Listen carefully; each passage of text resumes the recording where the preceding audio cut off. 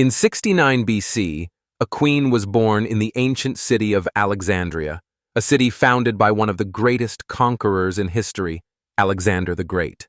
This city, situated at the mouth of the Nile Delta, would become the backdrop for one of the most powerful and enigmatic figures of the ancient world. Her name? Cleopatra. Cleopatra VII, the last ruler of Egypt's Ptolemaic dynasty, is a name that echoes through history, renowned not just for her beauty, but for her intelligence, political acumen, and cunning strategies.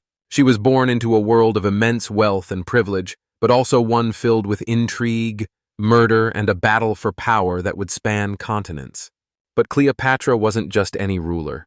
She was the last of her dynasty, the Ptolemies, a family of Greek origin that had ruled Egypt for nearly 300 years.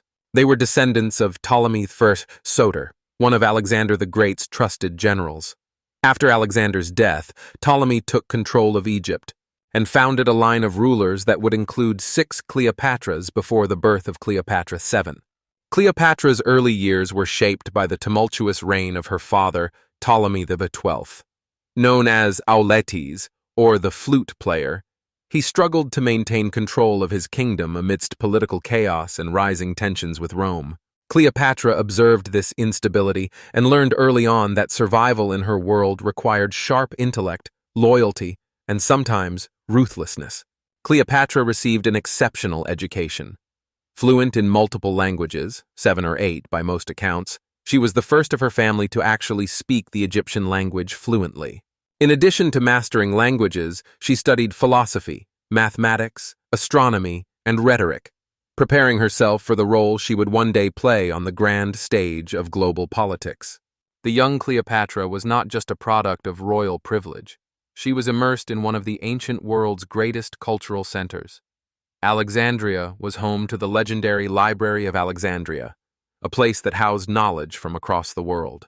Cleopatra absorbed this wealth of information and prepared herself not only to rule Egypt, but to navigate the dangerous waters of Roman politics.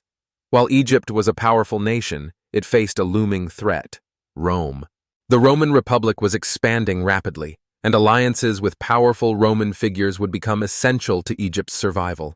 Cleopatra understood this better than anyone. As Cleopatra grew, so did Egypt's reliance on Rome. Her father, Ptolemy XII, was forced to secure his throne by making deals with powerful Roman generals, even bribing them to maintain his power. But in doing so, he placed Egypt's future in a delicate balance, and when he died, that balance would soon crumble.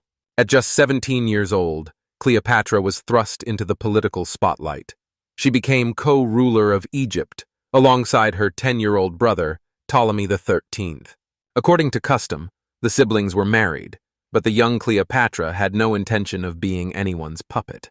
From the very beginning of her reign, Cleopatra made it clear that she would not be a mere figurehead. She was determined to be the true ruler of Egypt.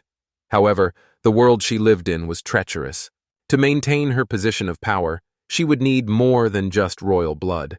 She would need all of her intelligence, charm, and the will to outmaneuver her enemies. But danger lurked around every corner. As her brother, Ptolemy XIII, grew older, tensions between the two escalated, and a bitter rivalry for control of Egypt would soon plunge the nation into civil war. Exiled from her own kingdom, Cleopatra would not remain powerless for long. She was about to make her most daring move yet, a bold plan that would change the course of history forever. Join us in the next episode as Cleopatra meets one of the most powerful men of the ancient world, Julius Caesar. Together, they would form a union that would shake the very foundations of Egypt and Rome. If you found this glimpse into Cleopatra's early years fascinating, make sure to like, share, and subscribe for Part 2, where we explore her audacious return to power and her legendary partnership with Caesar.